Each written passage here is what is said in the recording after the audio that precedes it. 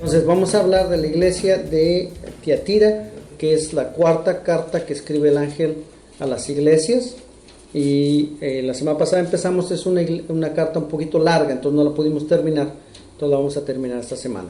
Vamos a orar para que Dios nos ayude a entender la palabra, para que abra nuestro corazón y haga la labor de convencimiento. Bendito Padre Celestial, gracias, venimos delante de tu presencia. Dios, te damos gracias por este bello momento de adoración que hemos tenido, Señor, porque tu pueblo te ha alabado con todo su corazón, con todas sus fuerzas, Señor. Gracias te doy por ello.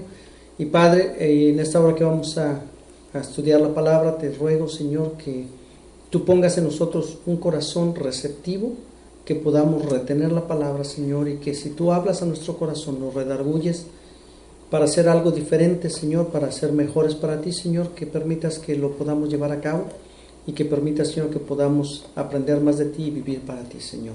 Háblanos a través de esta palabra que tú tienes para nosotros y permite que lo podamos llevar a la práctica. Te lo pido en el nombre de Jesús. Amén. Gloria a Dios. Entonces, hablamos la semana pasada de la iglesia con malas influencias. A eso hablamos, la iglesia con malas influencias. Vamos a leer en Apocalipsis, del capítulo 2, del versículo 18 al versículo 29.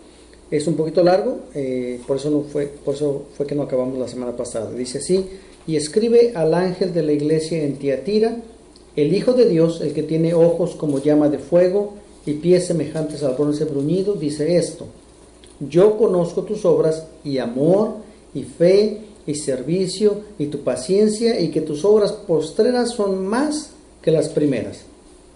Pero tengo unas pocas cosas contra ti, que toleras que esa mujer Jezabel, que se dice profetiza, enseñe y seduzca a mis siervos a fornicar y a comer cosas sacrificadas a los ídolos. Y le he dado tiempo para que se arrepienta, pero no quiere arrepentirse de su fornicación.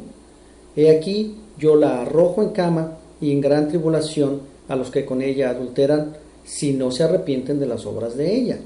Y a sus hijos heriré de muerte, y todas las iglesias sabrán que yo soy el que escudriña la mente y el corazón, y os daré a cada uno según vuestras obras. Pero a vosotros y a los demás que están en Tiatira, a cuantos no tienen esa doctrina y no han conocido lo que ellos llaman las profundidades de Satanás, yo os digo, no os impondré otra carga. Pero lo que tenéis, retenerlo hasta que yo venga. Al que venciere y guardare mis obras hasta el fin, yo le daré autoridad sobre las naciones, y las regirá con vara de hierro, y serán quebradas como vaso de alfarero, como yo también la he recibido de mi Padre. Y le daré la estrella de la mañana. El que tiene oído, oiga lo que el Espíritu dice a las iglesias. Entonces, la semana pasada hablábamos de esta iglesia que de alguna manera había dejado que el mundo se metiera a la iglesia. Tiene algunas influencias bien interesantes esta iglesia. Disculpe usted. Esta iglesia estaba localizada entre Pérgamo y Sardis. Sardis es la carta que sigue, que vamos a estudiar después. Pérgamo fue la carta que estudiamos antes. Y ellos tenían una influencia tremenda del mundo. Realmente ellos habían sido bombardeados por estas ciudades. Estas ciudades estaban arriba, y Tiatira estaba en un lugar, en un valle. Entonces todos habían ocupado Tiatira como parte de sus bases militares, como parte de sus bases comerciales. Entonces realmente tenían mucha influencia, mucha gente venía a este lugar de Pérgamo y de Sardis. Lo interesante de esta iglesia es que era una iglesia próspera.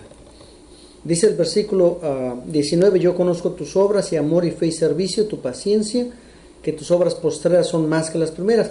Era una iglesia que trabajaba con amor, con paciencia, con dedicación, y sus obras últimas eran mejores que las obras primeras. Así es que era una iglesia que iba progresando, una iglesia que realmente nos gustaría tener. Sin embargo, tenía muchas influencias en el mundo.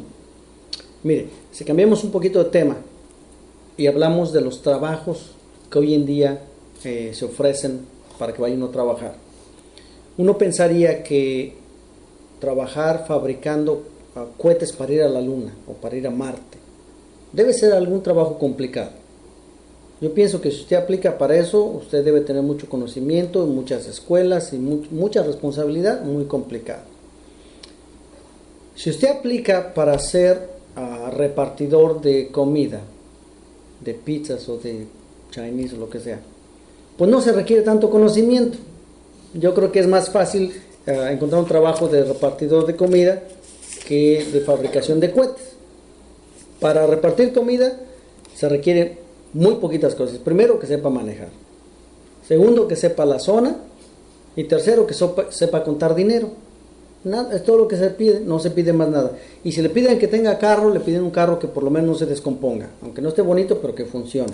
Así que no se requiere mucho para ser un repartidor de comida, ¿verdad?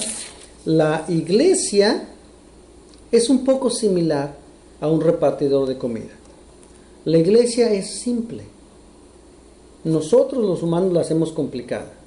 Ponemos reglas para esto, ponemos reglas para aquello, ponemos reglas para todo, pero la iglesia es simple, es bien sencillo. El trabajo de la iglesia es llevar el mensaje a otros.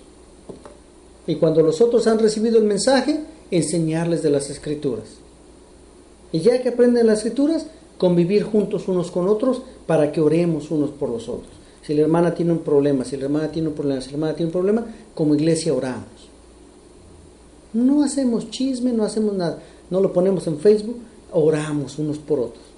Bien sencillo. Llevar el evangelio a otros, enseñarles el evangelio, la escritura, y orar unos por otros en compañerismo. Bien sencillo. Hay algunas iglesias que lo complican mucho. Ponen toda clase de reglas que ustedes imaginen y les piden a los miembros un sinnúmero de cosas. Cada domingo la lista de anuncios es de este tamaño porque le piden, oiga usted, pero la luna y las estrellas. También hay iglesias, por el otro lado, que simplifican demasiado. Se van al extremo y pierden de vista a Jesucristo. Lo único que les interesa es tener un buen tiempo cuando vienen, que la música se oiga fuerte, que todo el mundo esté bailando, que estén a gusto, tuvieron un bonito tiempo y se olvidan de Jesucristo. La iglesia de Tiatira parece que era una de estas iglesias, que se habían perdido de vista a Jesucristo. Trabajaban, hacían muchas cosas, pero no tenían a Jesucristo. La iglesia, dijimos la semana pasada, es salva por gracia. Por la gracia de Dios es que hemos sido salvos. Y nada puede arrebatarnos la salvación. Punto. Una vez que somos salvos para siempre. El pastor hoy nos decía, en la predicación decía que cuando lleguemos al cielo, Jesucristo, que nos está esperando, a algunos les va a decir, bien hecho, hiciste mucho, pásale. Y a otros les va a decir, pues siquiera llegaste, ándale pues, ¿qué pasa? De ladito entró ahí, raspando la panza. La salvación es permanente. Si usted lo único que hace en la iglesia es aceptar al Señor Jesucristo, ser salvo, usted tiene garantizada la vida eterna. Punto. Ojalá que todos lleguemos y cuando lleguemos al cielo, Jesucristo nos diga, give me five, pum, de que hiciste bien, ¿verdad? Ojalá que así sea. Pero la iglesia es salva por gracia, ¿para qué? Para vivir una vida de santidad como resultado de la salvación. El resultado de la salvación en nuestra vida es que debemos de vivir una vida santa. Si la iglesia es salva por gracia y vive una vida de santidad como resultado de salvación, ¿qué más necesita hacer la iglesia sino solamente seguir las Escrituras? Obedecer las Escrituras. Si la Escritura dice, ve y dile a tu vecino de Cristo, pues ve y dile a tu vecino de Cristo. La Escritura no dice, tuércele el brazo para que venga a la iglesia, nomás ve y dile. Si no quiere venir, no quiere venir. Y esta iglesia tenía un progreso, habíamos leído en Apocalipsis 2:19, lo volvemos a leer, yo conozco tus obras y amor y fe y servicio y tu paciencia, y que tus obras postreras son más que las primeras. Menciona un hecho sorprendente en esta iglesia. Iban creciendo. Y a los ojos de Dios las obras últimas eran mejores que las obras primeras. Y era una iglesia que tenía amor, tenía fe, creían en Cristo, tenían buen servicio, tenían paciencia, trabajaban. Una buena iglesia. Siempre suena bien eso. Y eso debería de animar a la iglesia. Cuando la iglesia leyó esto, deberían de animarse. Mismo Jesucristo nos dijo que tenemos buenas obras. Gloria a Dios. Sin embargo, tenían la doctrina de Jezabel. En algún partecito ahí leímos que eran las profundidades de Satanás. Tenían la doctrina de Jezabel. Hablamos de Jezabel, dice el versículo 20, pero tengo unas pocas cosas contra ti, que toleras que esa mujer Jezabel, que se dice profetiza, enseñe y seduzca a mis siervos a fornicar y a comer cosas sacrificadas a los ídolos. Había una persona en esta iglesia que era una profetisa, y la dejaban profetizar, la dejaban enseñar, la dejaban hacer cuantas cosas quería, y además tenía una doctrina equivocada. Y además de enseñar una doctrina equivocada, llevaba a los siervos del lugar a fornicar. Una cosa tremenda. Hablamos la semana pasada de quién era Jezabel. Había sido una reina, se casó con un rey de los reyes de Israel, y había matado, cuando ella fue reina, mató a todos los profetas de Jesucristo. Todos los profetas de Dios los mató, excepto a uno. Y el que quedó se echó a correr, le tenía miedo. Elías fue el único que quedó y le tenía miedo. Se fue a las montañas por allá. Era tremenda esta mujer. Y ella, como venía de otro lugar, trajo otros dioses. Y obligó a la gente, o enseñó a la gente, a sacrificar cosas a esos dioses. Y después de que sacrificaban cosas a esos dioses, se comían el sacrificio. Una cosa tremenda, una cosa mala. Leímos de los apóstoles que ya se habían puesto de acuerdo, ahorita vamos a llegar ahí a Hechos 15, 19 al 20, que ellos se habían puesto de acuerdo en un concilio para ver cuáles eran las reglas que deberían de existir en una iglesia. Si usted me pregunta, ¿cuáles son las reglas de nuestra iglesia? Los apóstoles ya nos dejaron eso, está bien fácil. Mire, vamos a Hechos 15, del 19 al 20. Los apóstoles habían tenido un poquito de discusión entre ellos, habían entrado unos falsos maestros a las iglesias, había habido unos judíos que querían seguir las reglas de los judíos y estaban enseñando las leyes de los judíos. Entonces los apóstoles se juntaron y esta fue la conclusión a la que llegaron. Ahí en Hechos 15 del 19 al 20 dice: por lo cual yo juzgo que no se inquiete a los gentiles que se conviertan a Dios, sino que se les escriba que se aparten de las contaminaciones de los ídolos, de fornicación, de ahogado y de sangre. Mire, les pusieron 3 condiciones bien sencillas: no adorar a los ídolos, alejarse de fornicación, de ahogado y de sangre. Bien sencillo. No impusieron ninguna otra regla más que no tengan ídolos, desháganse de sus ídolos, no vivan en fornicación, vivan con su pareja nada más, y no coman a sangre de ahogado o sangre de sacrificado. Y tuvimos un poquito de discusión la semana pasada en la casa de que de dónde saqué yo que no coma sangre, porque dice ahí y alejarse de ídolos, de fornicación y de ahogado y de sangre. ¿De dónde saqué yo que dice que no comer sangre? Así que ahorita les voy a decir. Vamos a Deuteronomio 15, 23. En el libro de Deuteronomio capítulo 15 nos da las reglas de los sacrificios, nos dice dónde debían de sacrificar y qué deben hacer con el sacrificio. Dice que ellos debían de ir a sacrificar donde el templo estuviera, porque acuérdense que en aquel entonces el templo era móvil, entonces andaban moviendo, y donde estuviera el templo ahí tenían que ir a sacrificar. Y después de que sacrificaban, iban a cocer ciertas partes del animal que se sacrificaba, y esas partes cocidas se las iban a comer. Una parte que hacían ahí una barbacoa y se la comían entre todos. Bien sencillo. Pero, dice el versículo 23, capítulo 15, versículo 23, dice: solamente que no coma su sangre, sobre la tierra la derramarás como agua. Entonces, cuando sacrificaban el animalito, primero tiraban la sangre, y después ya lo pelaban, le hacían lo que tenían que hacer. Las partes que se quemaban, las quemaban. Las partes que se cocían, las partes que se comían, las partes que se tiraban. Pero la sangre se tenía que derramar en el suelo. No se podía comer sangre. En Levíticos 19, 26 dice: no comeréis cosa alguna con sangre. ¿Cómo es que se puede comer algo con sangre? Cuando un animal se ahorca solito, se atora en la rama del árbol y ahí se murió el animalito, pues la sangre se le quedó adentro. Un venado que lo matan en la carretera, que le pegan y no se rompió, nomás del golpe se murió y quedó ahí en la carretera, no se lo puede uno comer. Aquí es lo único que dice: no comerás cosa alguna con sangre. Si vas a matar un animalito para comértelo, mátalo, sácale la sangre y haz lo que quieras hacer con la misma buena barbacoa. Me invitas, vamos y nos la aventamos, pero ¿cómo no? ¿Verdad? Pero entonces las leyes eran bien sencillas: no tengas ídolos, no vivas en fornicación y no comas nada con sangre, no comas sangre. Bien sencillo. Pero es bien fácil las reglas, ¿verdad? No comas ese tipo de alimentos, no vivas en fornicación y no tengas ídolos. Fácil. ¿Qué estaba haciendo la iglesia de Tiatira? Exactamente eso. Estaban sacrificando a los ídolos, estaban fornicando, estaban comiendo todo lo que querían comerse. Las reglas de la doctrina eran 3 y la iglesia por lo menos estaba rompiendo 2 de las 3 reglas. Oiga, nada más 3 reglas y no podían 3 reglas. ¿Por qué es importante la doctrina? ¿Por qué dijimos la semana pasada? ¿Por qué es importante que guardemos la doctrina? En Hechos 15:28 dice, porque ha parecido bien al Espíritu Santo y a nosotros no imponeros ninguna carga más que estas cosas necesarias. ¿A quién le pareció bien? Al Espíritu Santo. ¿Quién es el Espíritu Santo? Es Dios. Entonces la doctrina viene ¿de quién? De Dios. Estas 3 reglas, ¿quién las puso? Dios. ¿Qué tenemos que hacer nosotros? Seguir esas 3 reglas. Bien sencillas, no hay ningún problema. ¿Qué pasa cuando nos dejamos influenciar por el mundo? Esto lo dijimos la semana pasada. Nos atamos al mundo. No podemos buscar a Dios libremente porque la influencia del mundo nos está agarrando, nos atora.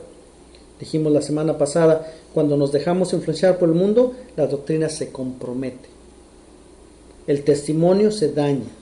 El evangelio se corrompe. Usted y yo nos atamos al mundo y dejamos de ser santos. No podemos vivir conforme al mundo y no podemos vivir conforme a Dios. O es una o es otra.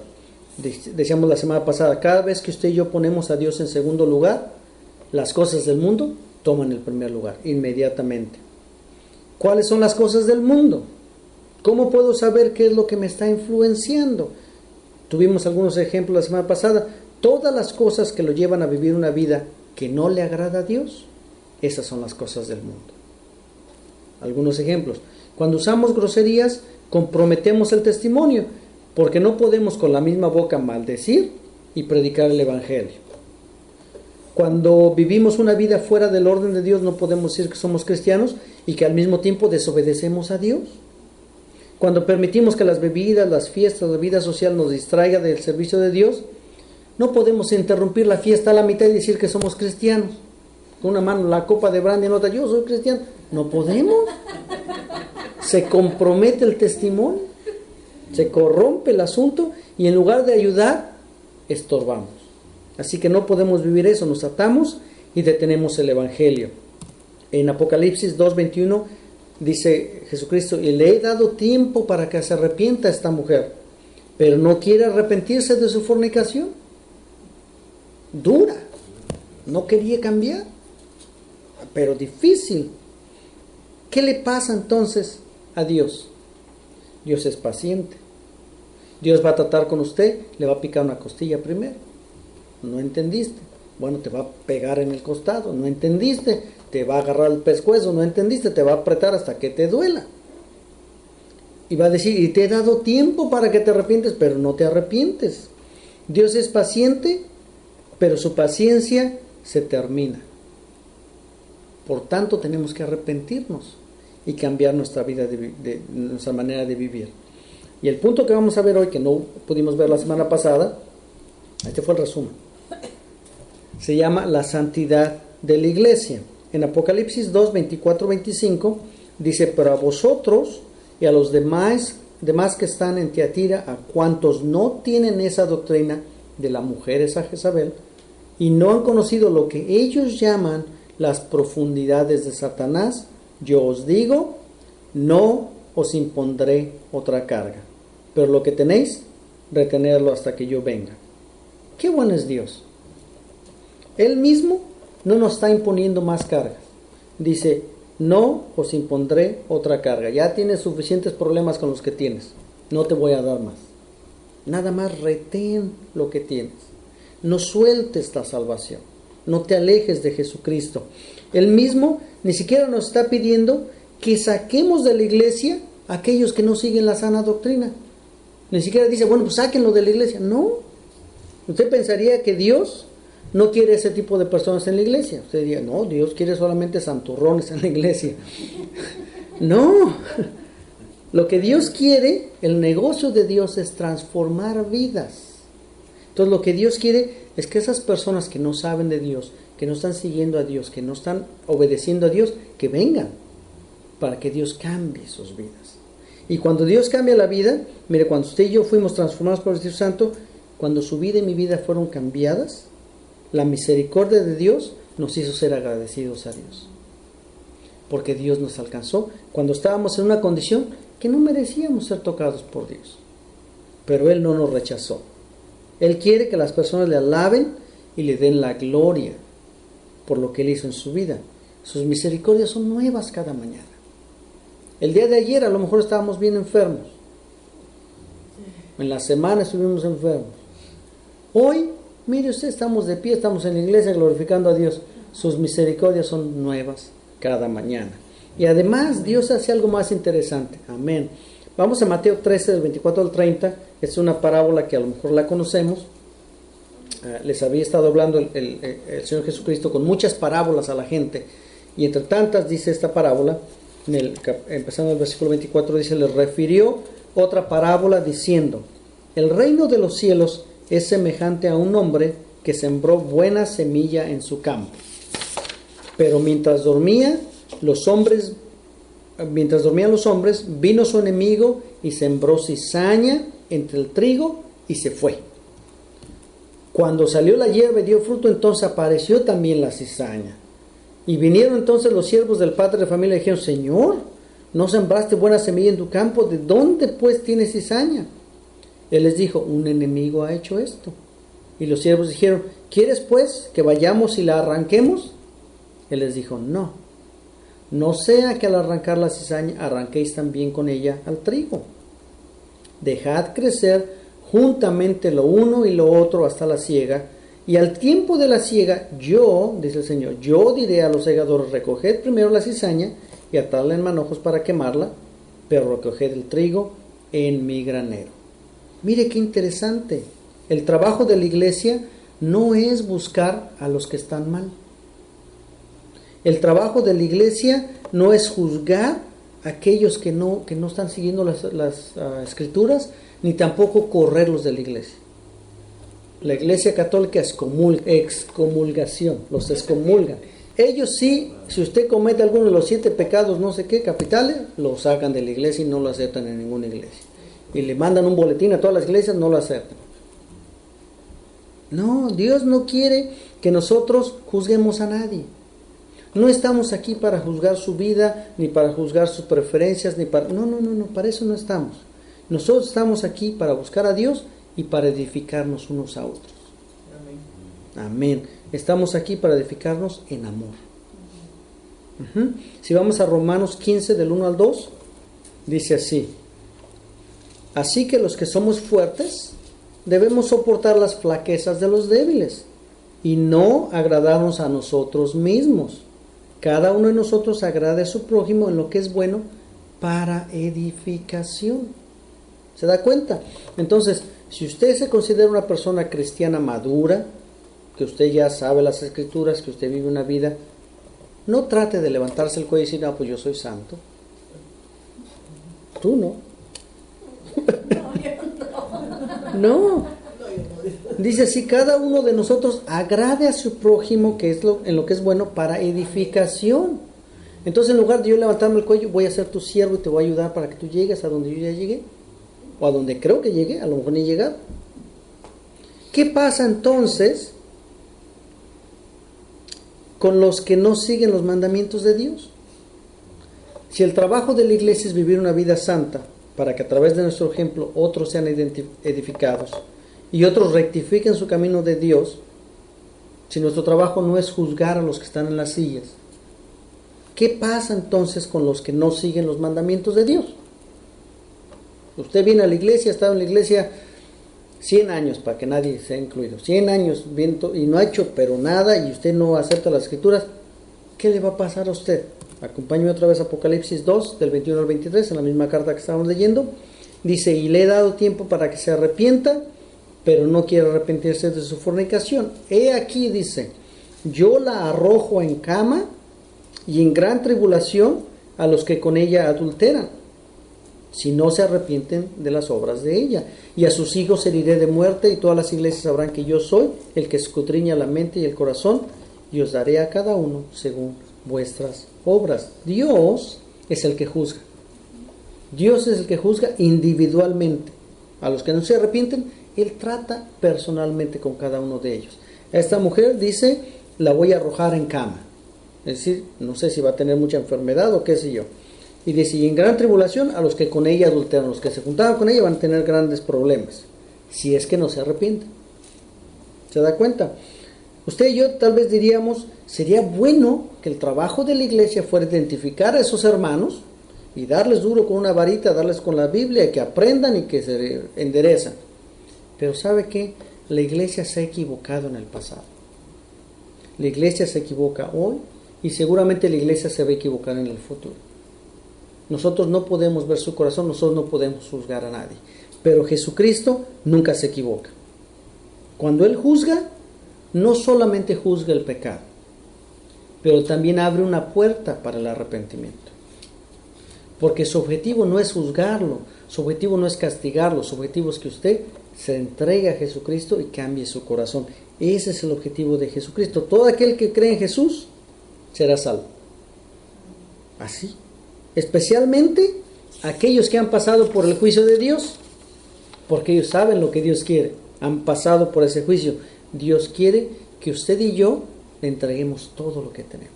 Él quiere cambiar nuestro corazón. Ya habíamos dicho que la iglesia que es salva por gracia vive una vida de santidad como resultado de la salvación. Así que cuando hemos sido transformados, cuando hemos sido salvos, la consecuencia debe de ser vivir una vida de santidad. Ahorita con la nieve, como está la cosa, si usted va manejando y agarra un pedacito de hielo negro en el pavimento, de black ice, la consecuencia de eso es que el carro se va a mover. No se puede evitar. Usted es muy buen conductor, todo, pero el carro se va a mover. Y a lo mejor usted es un buen conductor, corrigió ahí y no pasó nada. Pero de que hay una consecuencia cuando usted agarra un pedacito de hielo en la carretera, hay una consecuencia. Estos días, a la salida de la casa, tenemos un stop ahí y había un montón de hielo ahí. Y pues yo le piso el freno y el carro se sigue. Y ni frena y se sigue, me pasé del alto. No puedo frenar. Hay consecuencias, ¿verdad? La consecuencia de nuestra salvación debe ser que vivamos una vida diferente. Debe de haber una consecuencia. La vida de la iglesia, dijimos, es una vida simple. Las reglas son simples. La forma de comportarse en la iglesia es una forma simple. No pedimos mucho. Hablar del evangelio a otros. Y si ya escucharon del evangelio, enseñémosles las escrituras. Y reunámonos juntos para orar unos por otros. Tengamos compañerismo. No queremos juzgar a nadie, sino lo que queremos es orar por todos, para que Dios tome en sus manos nuestros problemas y Dios nos dé ese resultado. Somos un cuerpo. ¿Quién es la iglesia? Todos nosotros, un cuerpo en Cristo, una unidad, un Dios, un Espíritu, un Salvador, un bautizo. Somos uno en Cristo. Yo no puedo quitarme este brazo y dejarlo aquí y irme a mi casa y llego el próximo domingo y me lo vuelvo a poner. Es parte de mi cuerpo. La iglesia no puede estar separada. Tenemos que estar unidos todos orando unos por otros. Lo único que la iglesia no puede hacer es vivir una vida de santidad y al mismo tiempo estar atada al mundo. Eso no se puede. Si usted piensa que lo está haciendo, no se engañe, usted está viviendo en el mundo. No está viviendo una vida de santidad. No se pueden hacer las dos cosas. Usted y yo somos la iglesia y por lo tanto nosotros no podemos vivir una doble vida. Tiene que ser una vida santa. Siempre, todo el tiempo. Oiga, ¿eso quiere decir entonces que nunca voy a pecar? No, eso no quiere decir que usted no va a pecar. Oiga, pastor, ¿usted peca? Sí, todos pecamos, todos tenemos pecados todos los días. Vivir una vida santa quiere decir que nuestra prioridad es agradar a Dios. Aunque a veces nos falle, pero nuestro primer deseo es agradar a Dios. Eso es vivir una vida santa. Por lo tanto, debemos de tomar una decisión y escoger a quién vamos a servir. No esperemos hasta que Dios nos juzgue. No esperemos hasta que Dios nos tumbe en cama y nos pase por gran tribulación. Hoy es el día para empezar a vivir una vida santa para Él todos los días. Amén. Vamos a orar. Bendito Padre Celestial, gracias te damos en esta hora por tu palabra, Señor. Ciertamente tu palabra es santa y tu palabra, Señor, es verdad. Y tu palabra, Señor, penetra, Señor, hasta lo más profundo, Señor, porque es una espada de dos filos que penetra hasta el tuétano, Señor. Y tú conoces nuestra vida, tú conoces nuestros pensamientos, tú conoces, Señor, nuestras prioridades. Y yo te pido hoy en primer lugar, Señor, que nos perdones como iglesia. Que si algo, Señor, se ha metido en nuestra iglesia, que no debería de estar, Señor, ayúdanos a identificarlo para detenerlo, Señor. Si algo se ha metido en nuestras vidas que está tomando el primer lugar y no eres tú, Señor, ayúdanos a identificarlo para que tú seas el primer lugar en nuestras vidas, Señor. Ayúdanos a empezar a vivir una vida santa para que a través de nuestro ejemplo otros vengan a tu conocimiento y otros vengan a tu camino. Otros, Señor, puedan decir que quieren ser hijos tuyos, Padre. Y permite, Padre, te ruego que esta palabra se quede en nuestros corazones.